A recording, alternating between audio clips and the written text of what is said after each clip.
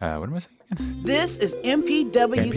MPW. The podcast. With your host, Xylo Aria. Cool. A podcast about music production for the everyday musician, where we learn from experienced studio engineers and each other. Hello, everyone, and welcome to this episode of the MPW podcast. I'm your host, Xylo Aria, and today we are here with the awesome Becki Whitton. So Becki is an engineer, a songwriter, and a producer working out of Melbourne, and she has been nominated for an ARIA, an ORMA, and a Music Victoria Award, and creates music under the name Aether, and is an expert in vocals and vocal layering and loves it. So very excited to chat to her today. Hi, Becki. How are you? Hey, Xylo. Thank you so much for having me. I'm doing pretty good. That's good. That's good. And it's lovely actually to talk to someone on the same time zone for a change. So how's your day been so far? Pretty sunny and nice. I've just spent the morning mastering a track for an awesome artist called Wilson Blackley. Beautiful voice. So it's been fun. Okay. Oh, nice. All right. Well, we are, of course, talking about vocal layering today, and I have heard a lot of the vocals that you do on your own music as well, and I'm very, very keen to hear your perspective on a few of the things that we will jump into in a minute. But before that, I would love to hear a bit more about you and your journey in music and how you got to where you are today.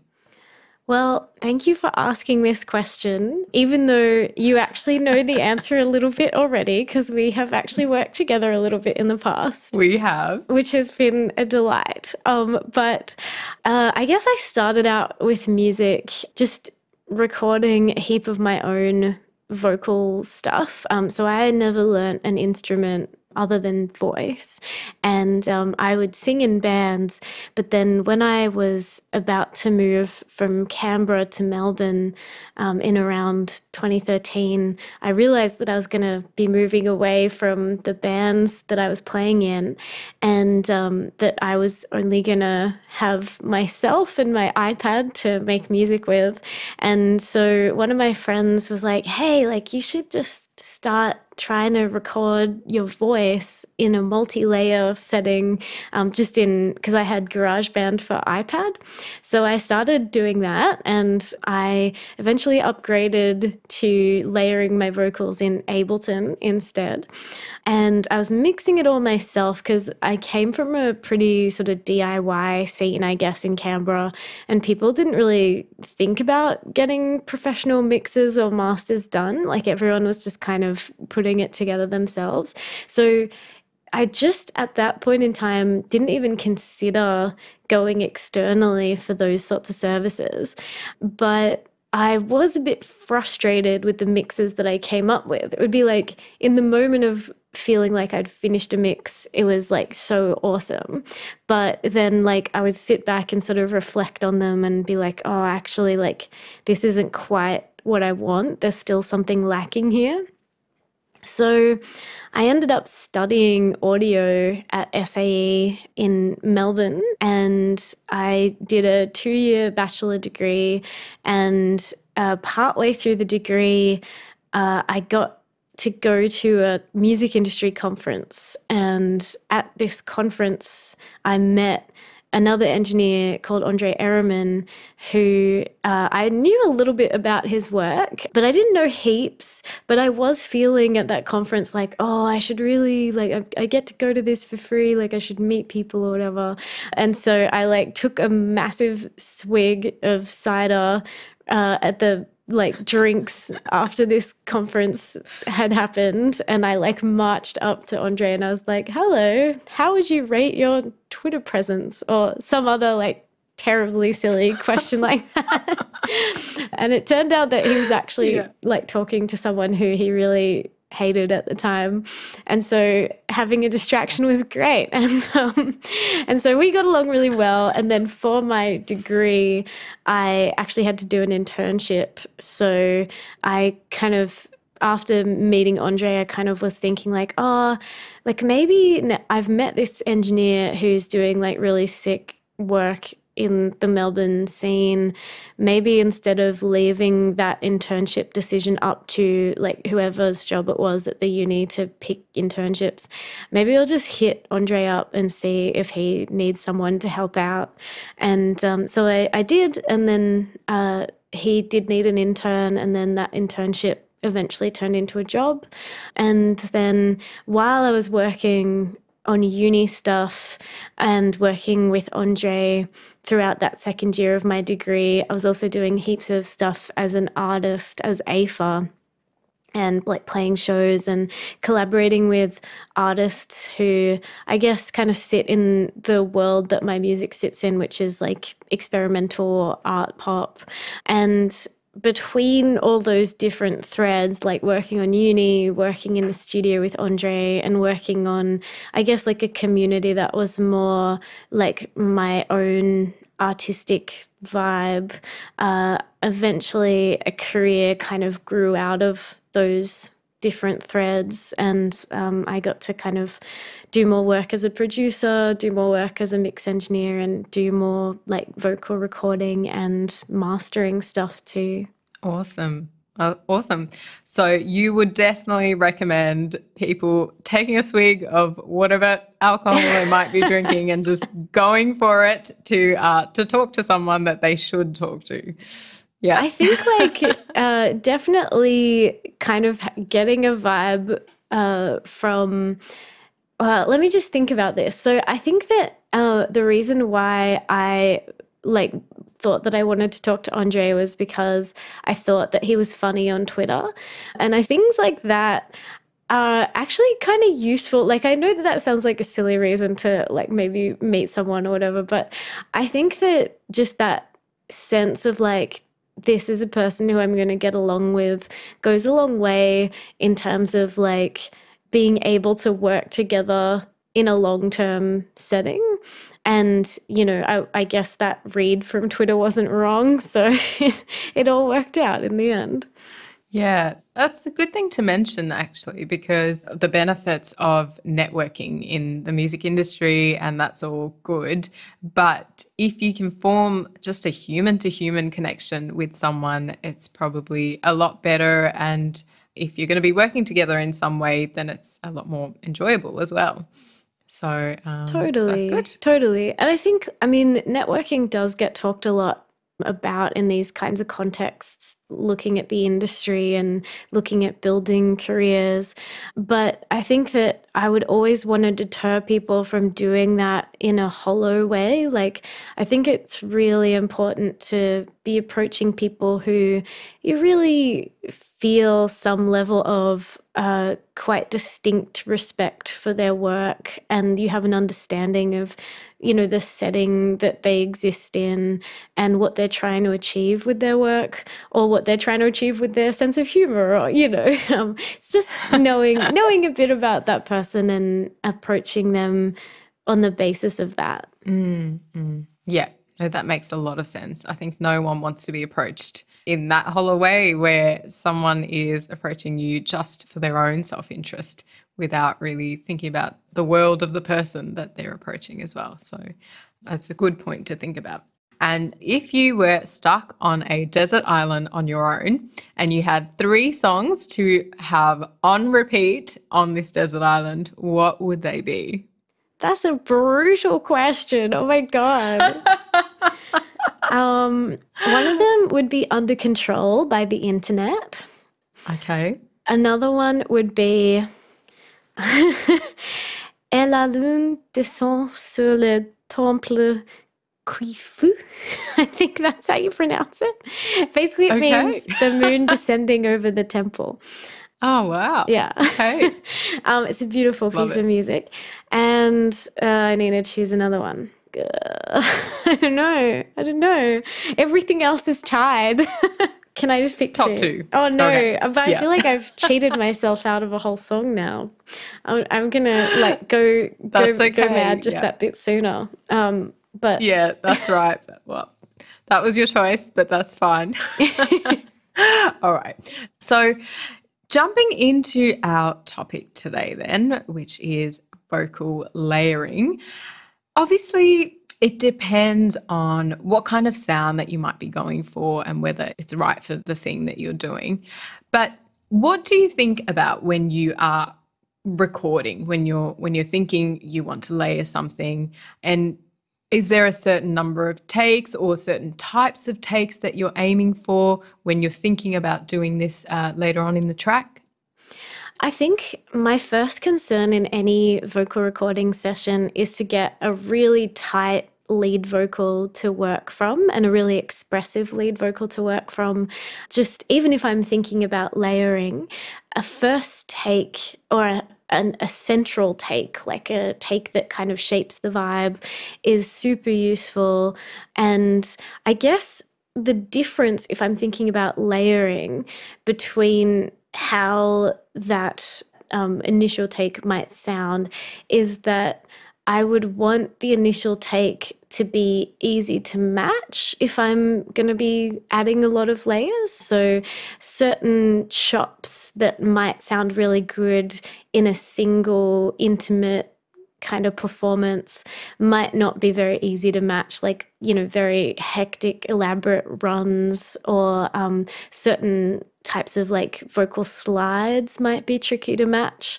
So those are considerations that I have on my mind. But yeah, it's mostly in the outset of recording, at the outset of recording, it's mostly about just capturing a performance that shapes the vibe that I'm going to be rolling with from there. Okay, so it sounds like you would start with, and of course this makes total sense, of getting a really strong main vocal and then thinking about what you need to do from there. Yeah. And is that something that you might be thinking of if you're the songwriter during the songwriting process as well? Or where does that consideration come for you?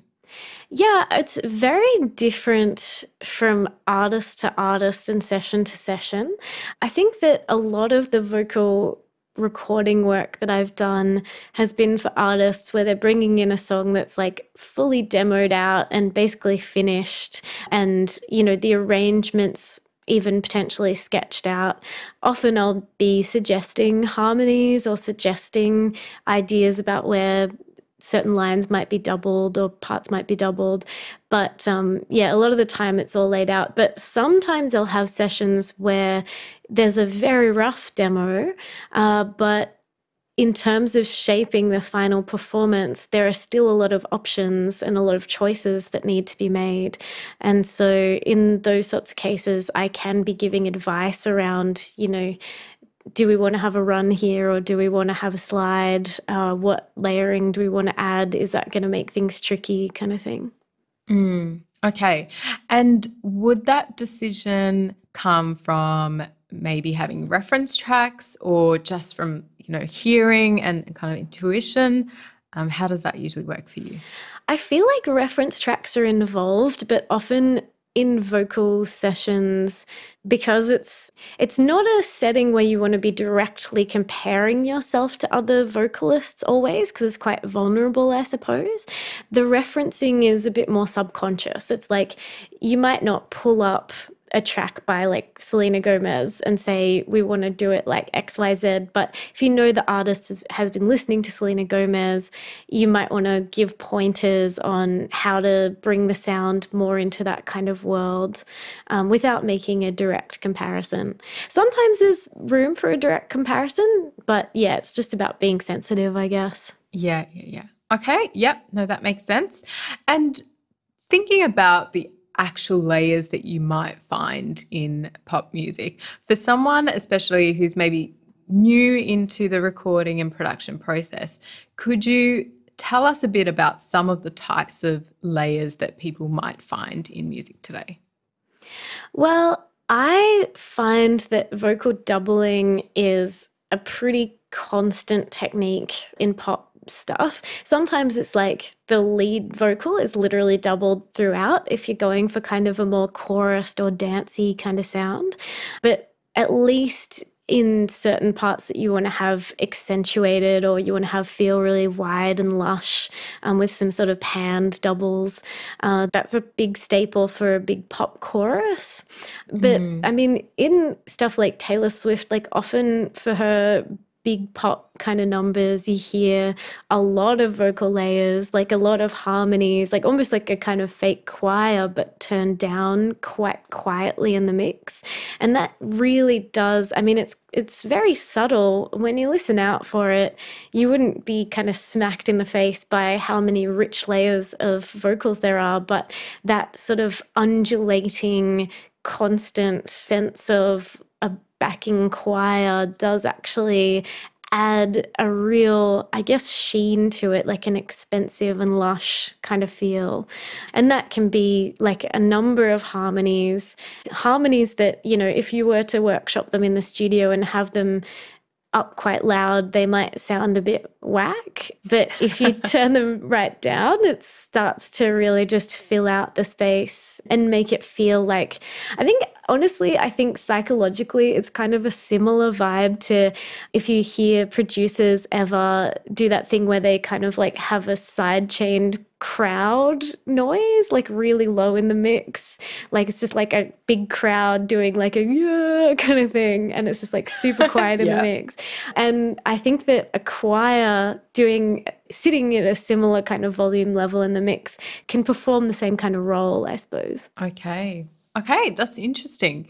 So you mentioned, to sort of recap, you might start with getting a powerful main vocal and then have a think about other layers. And you mentioned doubles that you might do and panned doubles and potential harmonies that you could add in different sections as well. And that you can really play with how upfront they are in the mix, and sometimes having things really low can add a really nice effect as well.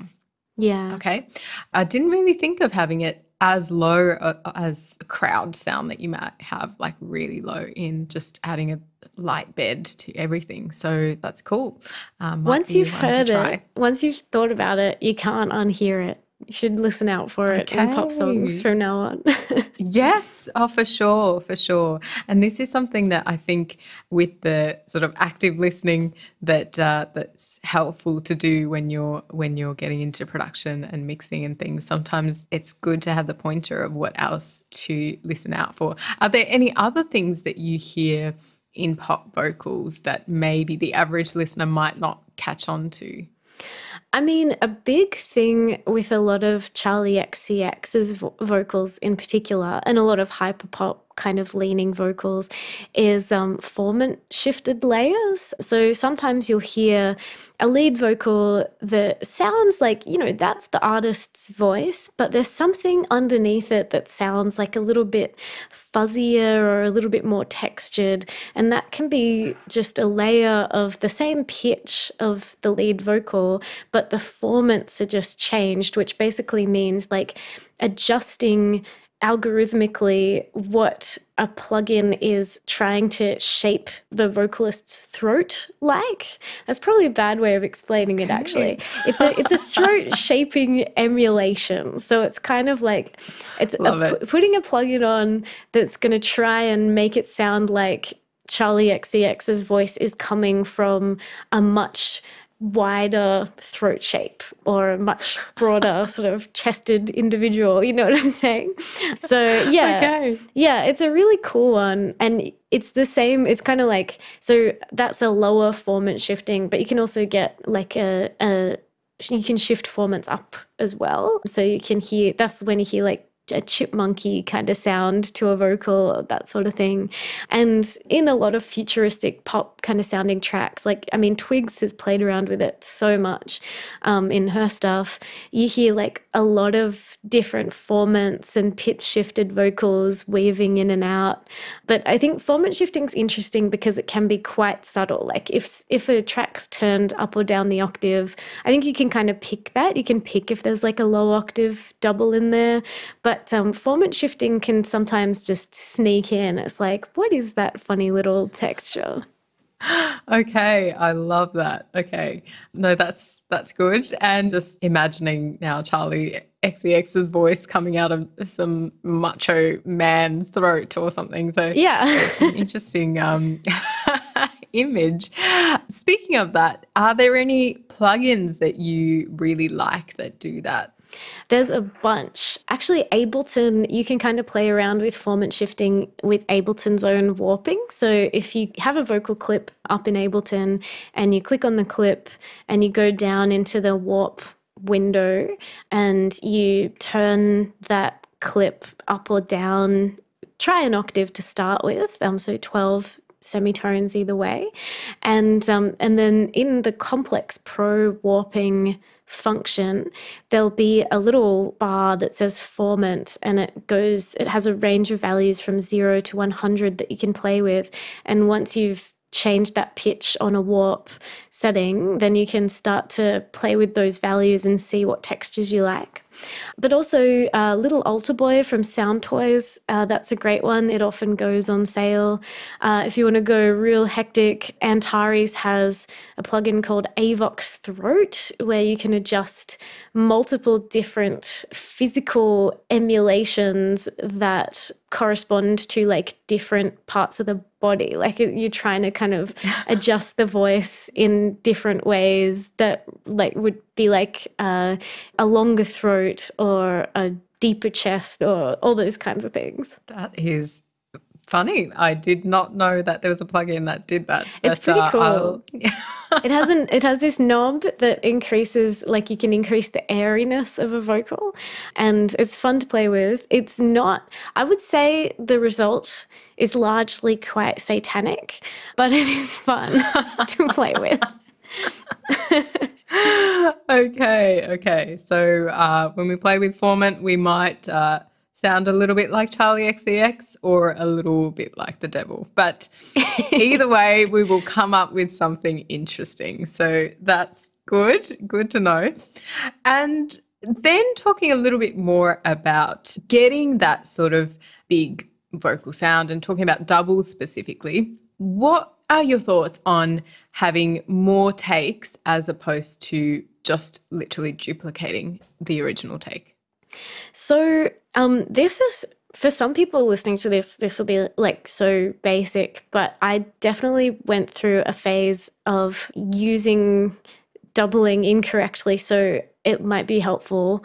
When you duplicate the original take, that's not going to give the effect of doubling, but only making the original sound louder unless you change something about the doubled signal. So, I mean, a lot of people so formant shifting is one way that you can change that. So you can actually make the original sound like a new vocal take by adjusting a formant, or you can do that by moving the duplicated take a little bit out of time. And sometimes this is a cool way to just like create a sense that you have done a stereo doubling. Like people might grab the lead vocal and duplicate it twice and then pan those doubles left and right and move each double a little bit out of time just to create that sense that like there were 3 takes, But ideally, just in terms of like protecting phase correlation between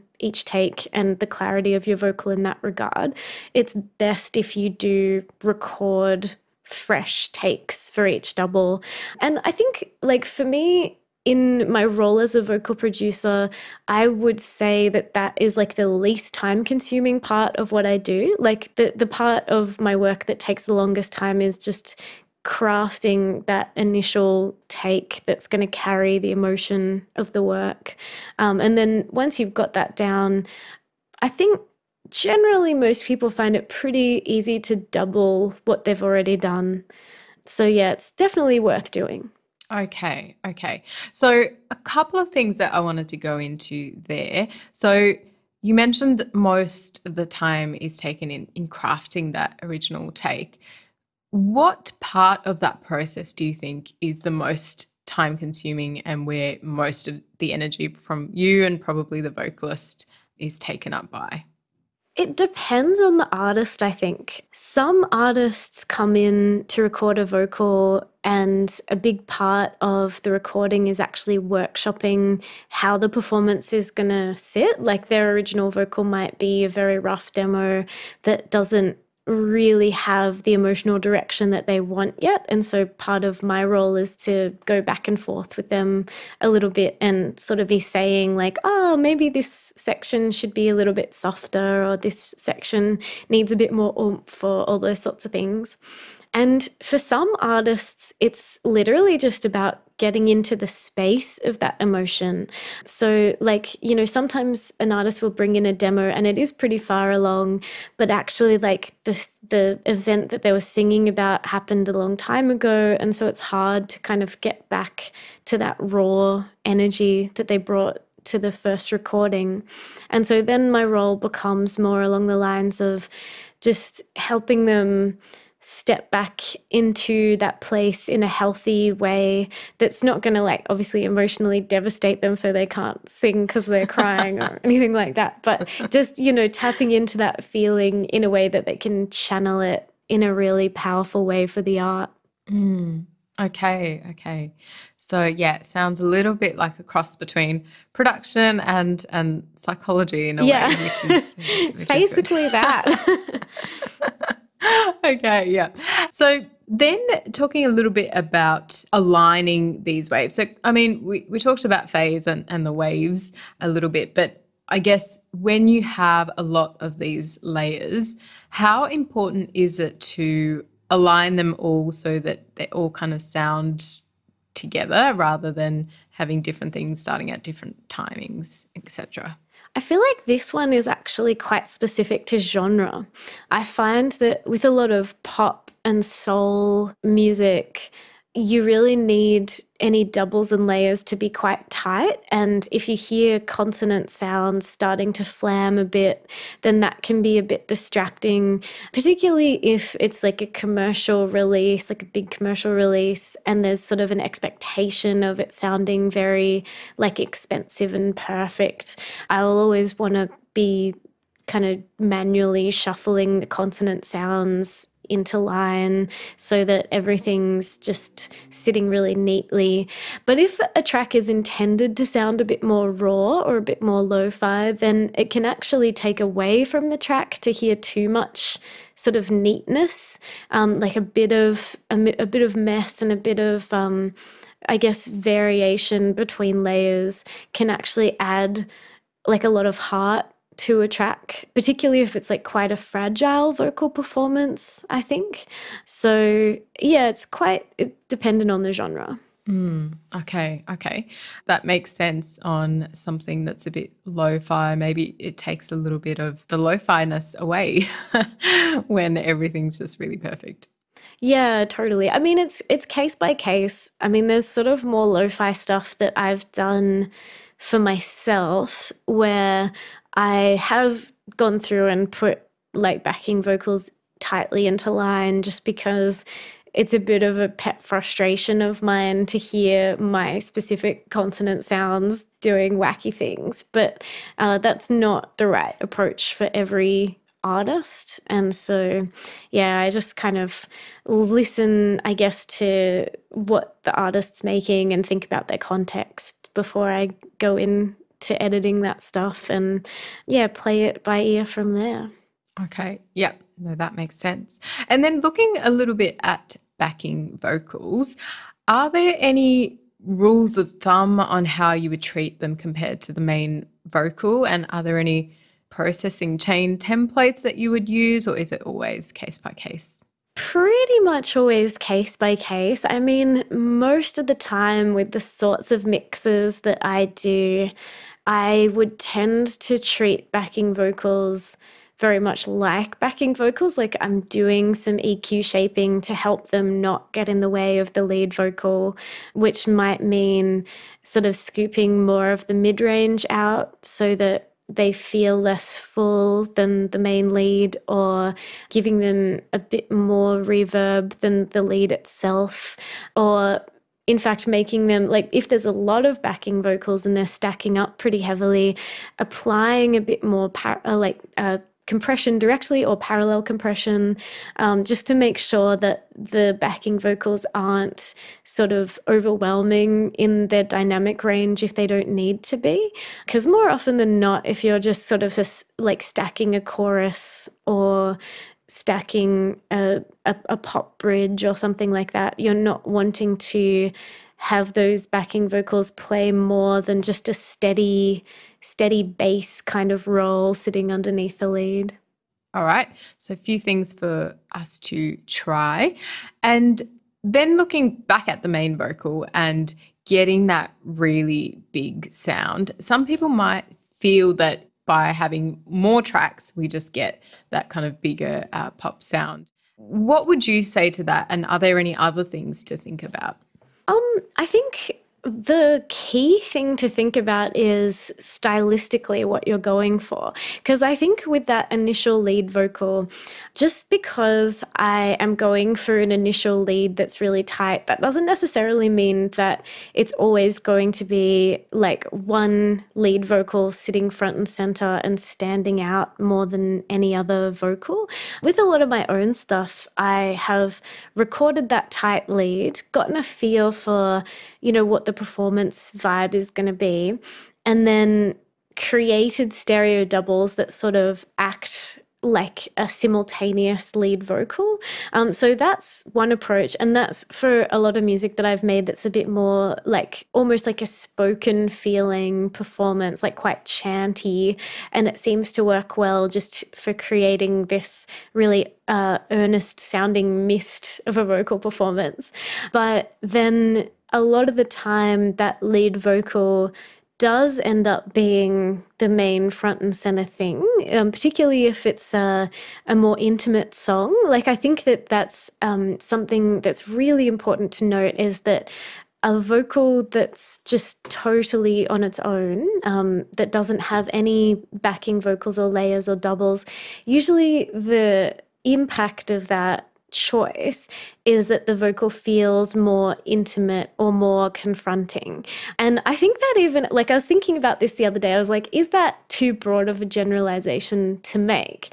And I don't think it is, because I think even in genres like hip hop, where you hear that one single vocal out on its own a lot, that is an intimate thing. It's like it's making a claim about the performer to be choosing that style of vocals. It's like saying the thing that's important is my raw performance and energy that I'm giving to this lead vocal, as opposed to saying like, my big arrangement of backing vocals is creating a lush world. It's more about, hi, I'm here, I'm telling a story, Yeah, for sure. And I think there was some song, I can't remember exactly which one, but I think it was a Justin Bieber song, and from what I know, it was just one vocal that was used throughout the whole thing. So, yeah, I mean, taking us to pop music today, do you think that there is a lot of layering being used, or are some people going for a simpler approach of having fewer tracks?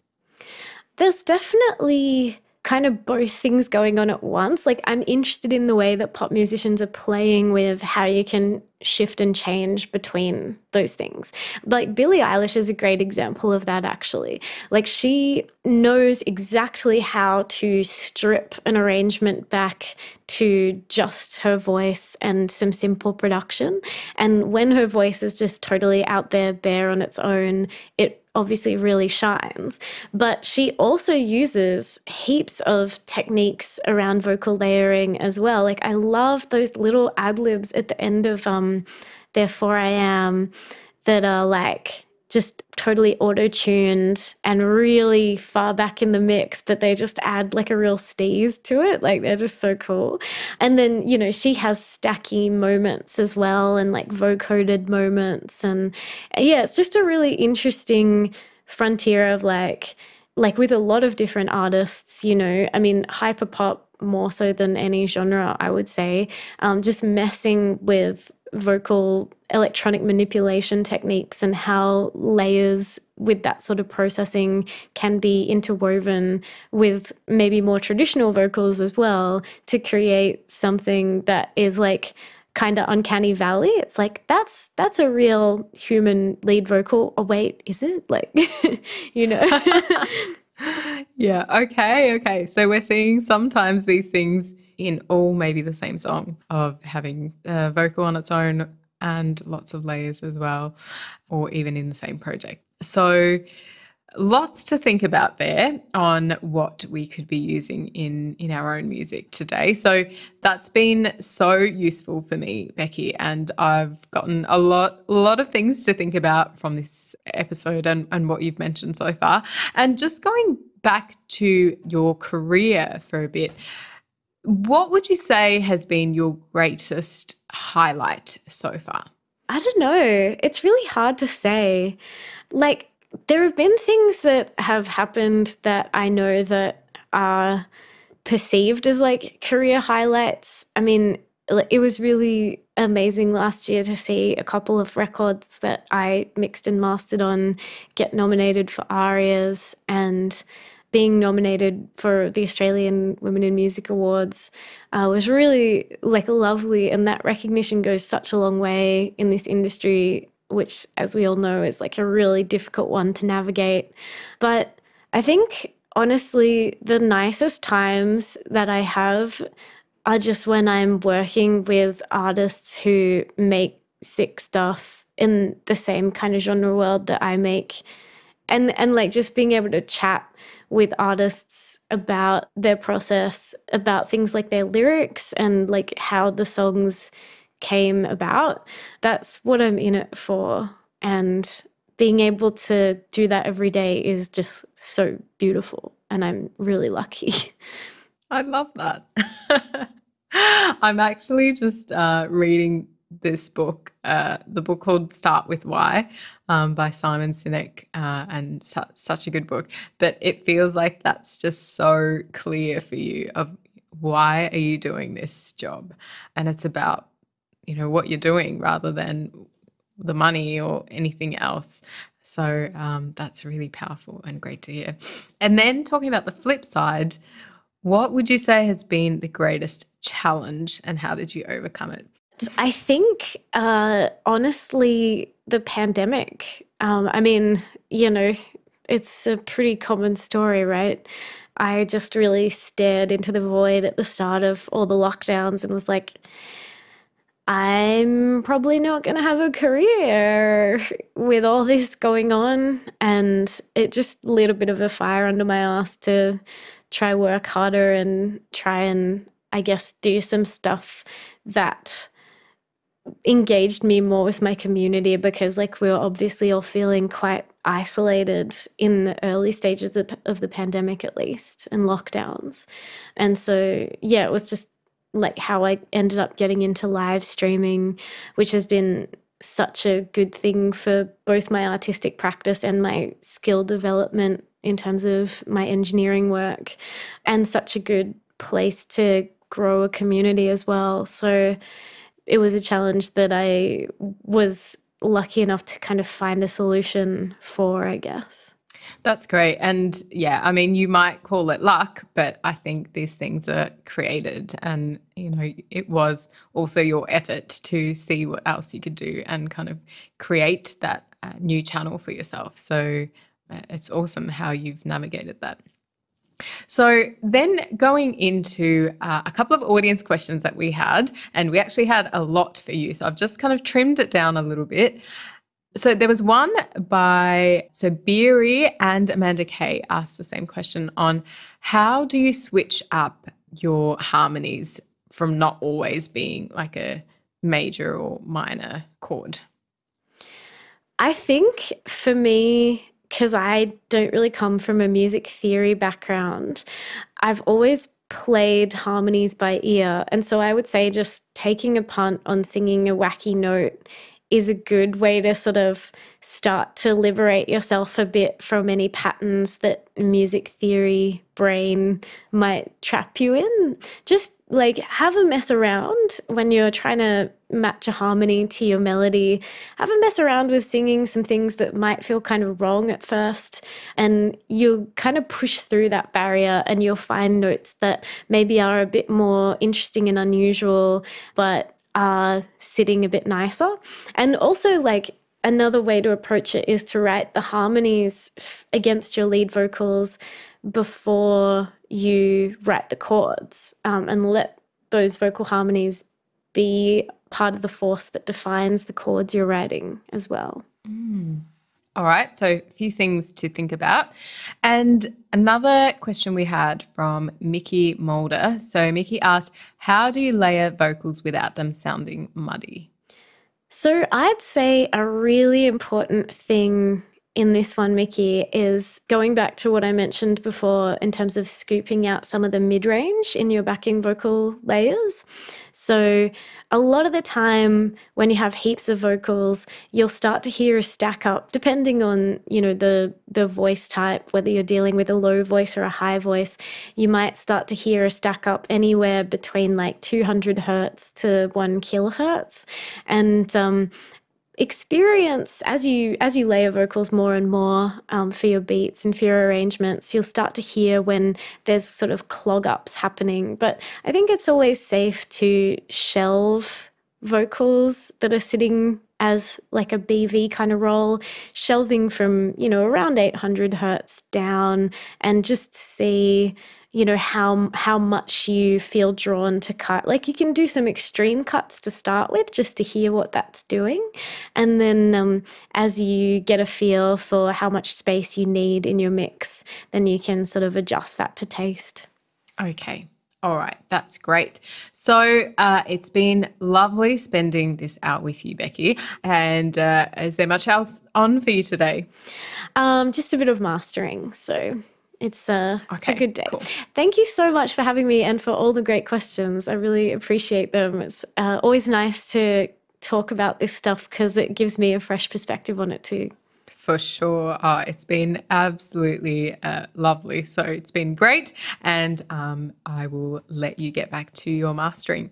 So have a good rest of your day, Becki. You too, Xylo. Thanks again. Thanks.